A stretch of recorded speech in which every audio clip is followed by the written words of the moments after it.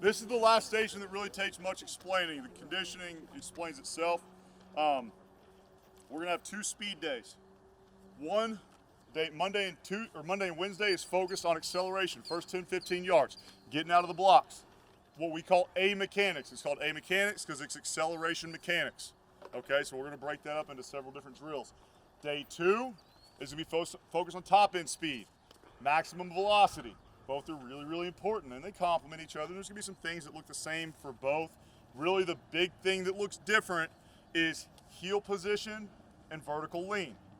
On A mechanics, when I'm accelerating, I do not want that heel coming up to my butt because I want every step to create maximum distance. I want maximum extension through the glute, the knee, and the ankle.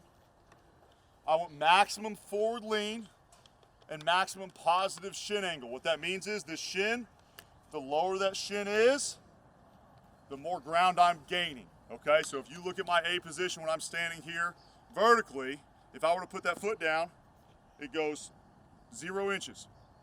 But if I bring it up and I lean forward and I step the ground, I now gained 3 feet, okay? Speed is a very simple equation. How many steps did you take and how fast were those steps? That's it. So if you look at an NFL 40, combine 40, if you take a guy's steps down by 1 step, 1 stride length down, like you increase his stride length by 1 inch and reduce 1 step that he takes in that 40, that's a 10th right there. 1 inch. That's it. So if we can increase that stride length in our acceleration, our kids get faster. Where's the most ground to make up when it comes to speed? The first 10 yards, because that's your slowest 10 yards. If I get a kid better at max velocity, right, that last 10 yards of the 40 is already as fast as 10 yards. So you might be able to take off 0.01. But if I take the slowest part of my 40 and get better at it, and I do the same amount of improvement, that's going to provide more results. So acceleration is really, really, really key. Most of sport is also played in acceleration. Very rarely outside of track and maybe your receivers in football and maybe a guy in the outfield in baseball are you ever hitting top velocity. Basketball court, there's not enough room to do it. Acceleration is all that matters. So that doesn't mean it won't help, but we gotta pay attention to this stuff right here. So I'm gonna go over A positions, our wall drills, and then tell you what Stepover starts and wicket runs are, but they're kind of self-explanatory what they are. So a strike is the first thing we're gonna do. A strike, I talked about feeling the ground earlier. I want to have a great relationship with the ground. I want our athletes to feel what it should be like to hit the ground. Now, what did Coach Roby say? What part of our foot should strike the ground? Ball of the foot. Ball of the foot. Now, if I'm leaning forward, that's real easy to see because the ankle and the positive shin ankle I got. But if we're drilling and we have a vertical athlete, if I strike the ground with the ball of my foot right now, the foot almost looks like it's flat, even though it's not. If you were to slow that down, I've got what we call dorsiflexion. My toe is up. I strike the ground. Ball of the foot strikes first, and you saw reactively, automatically my ankle comes up. I didn't try and do a plant right there. It just happens because dorsiflexion plant, reactive. Power force goes up. But I want to make sure we're preaching over and over and over through these A mechanics because they're vertical, and it can be real easy for an athlete to think, oh, he's hitting his heel on the ground. Ball of the foot, ball of the foot, ball of the foot. That's where we make contact with the floor. Now, as I strike, I want dorsiflexion, 90-degree A position. I don't want to be here. Heel should not be under butt. It's under the knee. The knee should be 90 degrees. Not way higher than that, okay? Because what happens is when you try to get that knee way up here, your body compensates. You do one of two things. You either lean back or you'll see a lot of this.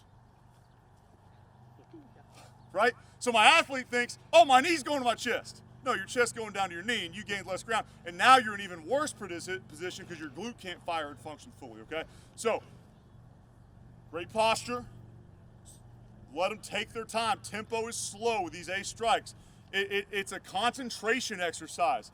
Knee up, toe up, feel the floor. Knee up, toe up, feel the floor. Now, we talked about the foot striking the ground. I want to see something in the hip too. I want to see that hip as I strike the ground, the hip goes up. I create distance vertically. I'm reactive vertically. Now, that may not make sense in our drilling, but when I take the body and lean it forward, that vertical force, where does it start going? It starts going out, okay? So that's why we want that full extension in that back leg. We're just practicing it vertically, okay? So A strike, I'm here, strike, strike. That tempo right there. Do the same thing coming back left foot. Now we combine the two for an A march. Strike, strike, strike. Bottom leg, glutes firing, great position, great torso, great posture. Probably a little bit less robotic than I do it. I'd like to see relaxation with that. Increase the tempo. A skip. Now we're just adding rhythm to it, okay? Big arms. And then finally, a run we went over there. Details matter though. That's why I'm taking so long to teach that A strike. If you're practicing these drills with poor mechanics, all you're doing is you're taking your mechanics when you actually sprint and making them worse. You might as well not even do them. I'd rather not do them if we're going to do them poorly. We need to do them well. We need to do them with attention to detail. We need to work on those key areas that actually make you faster. It's important, okay? Where's my sheet? Pistons. Again, we're just trying to get them to hold that A position. So a piston is just this. I'll say, up, drive the knee up and hold it. Up, drive the knee up and hold it. Switch legs, up. Okay, and then you do singles. So you'll be here, start with the right leg up, switch. Switch. Switch. Only your good athletes are going to be able to do that day one. Most of them are going to be like this. Right? So just do singles. That's it. Just work on singles. Don't do anything more than that. But if they're dominating it, you can do a double.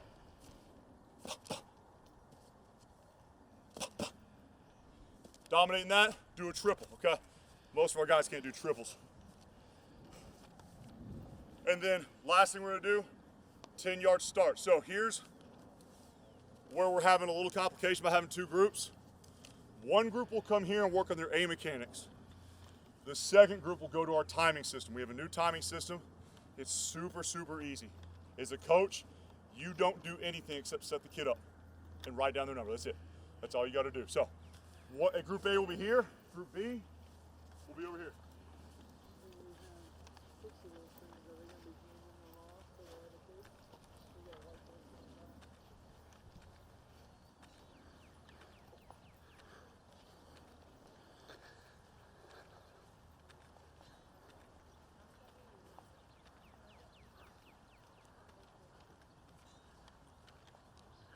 When your kids jog over, they jog to this table, they grab one chip, and then they jog to their cone.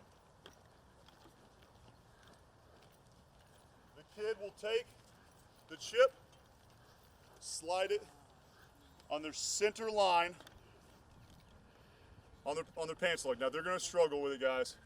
It's really embarrassing they can't get that clip on, but they got to put it in the right spot, okay? After day one, they should get it. Person one, say person one to the line. Their foot needs to be against and not over. So touching the black, but not on the black, okay? We have two methods of starts. The hand start is more accurate. For obvious reasons, we can't all touch the hand start, so we're gonna take a standing start, okay? There's gonna be some wacky numbers on there. It is what it is. Some kid's gonna think he's way faster than he is. It's whatever. So, 2-point stance, forward lean, 70%, 30% right here. And day one, they're just running that first cone, right? So I'm here, get out, through the first cone. You'll hear a beep. There'll be an iPad right here. Number will pop up. Kid jogs around to the last cone and waits his turn to get back up, okay? Start them every 10 seconds. On week 2, week 3, we're gonna increase cones and we're gonna increase reading. So like on week 4, we're gonna read the first 10, the second 20, the last 10, and the full 40. The whole thing goes on there at once. Every one of those numbers comes out from running 140. And then I can do your flying 10, max velocity. I can do your 10-yard start. I can take your full 40 and post it. It's back to that competition stuff we're doing. When you get done with all your kids, so get them all through 2 reps, about half of the period, maybe 6 minutes. Have your kids come over here, one at a time. They're gonna put their chip down. When all nine have done it, you take your can, spray off the chips, Now you switch with A over there, and y'all get what you're in. Again, guys, I know I'm explaining a lot more than you can probably get to. I'd rather you have the tools than not have them. Okay, last thing we're going to talk about. Yeah. Yes, great point. So this has a 3-foot radius. If you go in that 3-foot radius, it pops off a time every time. So your kids need to come back on the turf. Okay, run, come back in the turf to get to their cone. That will keep them from touching those.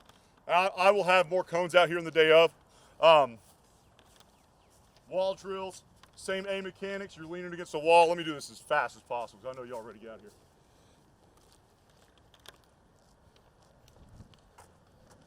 Hands in the wall, chest big, great posture. A drive is right here. Driving. A strike, you start extended, strike and come back up. Then you've got your A pistons. Right there. Everybody know those wall drills? Anybody need help with them? That's pretty self-explanatory. The kids know them. Really, the big thing there is forward lean and posture. Make sure they're not rounding that back. That's going to kill their mechanics over here. And last thing we got, conditioning. Everyday conditioning changes. Super easy. The big thing is use your discretion. Kid looks bad, send him to Katie. The whole group looks bad, slow down, give them water break, give them rest, okay? We've got 8 weeks this summer, and the goal is not to build the best athletes in the world, it's to get them ready to play their sport that they haven't done in 9 weeks. That's the goal. And we're gonna make it the best we can, but we're gonna do it in a way where nobody gets hurt. Day one, we'll have 9 coaches set up down here on the sideline, and you're running 50s, really it's a 55, so you run across the field, and then you'll have an A march to the hash or the numbers and back. That's day one. Day two, stadium stairs. Middle school will be on these. High school will be on these. They all line up at the bottom. Go, run up, walk down. 5 reps, give them a nice little break. 5 more reps. If 5 is too much, take it down. Day 3, hill sprints. We'll be on the hill right here. 1 guy, next is 6 feet behind him. Next is 6 feet behind him. Next is 6 feet behind him. Guy gets to the line, go. He goes up, he'll jog down the other side and get back in the end of the line. That's the only time the 2 groups will be together and everybody's gonna be 6 feet apart because we only got 1 hill. And then finally, the last day, we'll have some change of direction drills set up, an L drill, a 30-yard shuttle, and a box drill. L drill. Does anybody not know the L drill? Do I need to explain that? I do not know. Not know that? Okay, so L drill, cone, cone. I ain't got cleats on, coach. No, no. So L drill, sprint, touch, touch, bend, Inside. circle inside, Outside. outside lean, full speed through the line. That's L drill. Time it when they start, time when they finish. 30-yard shuttle.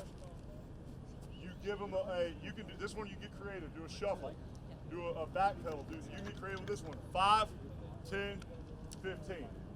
And then box drill, you'll have a 4-cone box. And you pick 3 exercises. Sprint, shuffle, back pedal. Shuffle, pivot step, shuffle, sprint. Get creative with it. Have 2 go and let them compete a little bit with that one right there. And that should be it. Everybody will have a clipboard day one. It'll have your group on it. It'll have your script. It will have your timing sheet for you to write down times.